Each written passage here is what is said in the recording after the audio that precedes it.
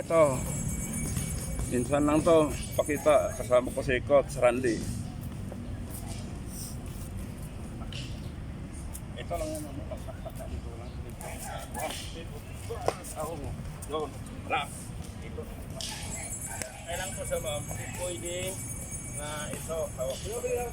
Ito ma'am ha, hindi pwede, i-down mo. Pag i-down mo, nakakapir siya. Hindi lang. Dapat ito siya, nakahang siya.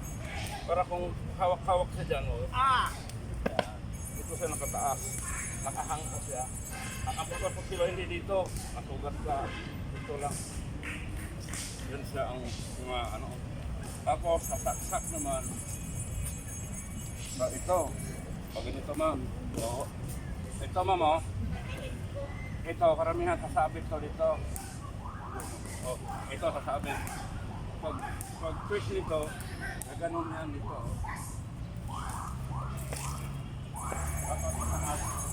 Kung dito naman siya, pwede din sasabit siya. Kung ikot mo, dapat pataas. Dito ka. Dip, down. Ito lang. Nakahang ko siya. Ang kuha ang kutsilyo, doon lang. Ito, hawak. Hindi ka pwede maghawak ka ng kasi mabitawan yun. Dapat nakaito siya. Yan. Ano siya? Hindi pwede. I-down yung siya doon. At yan. Dapat ihang siya. Ito naman. Tutok. Ito. Yan. Yan. Ito mama. Kailangan ito nakalabas. Hindi pwede. Ito naman. Diretso to siya ma'am dito.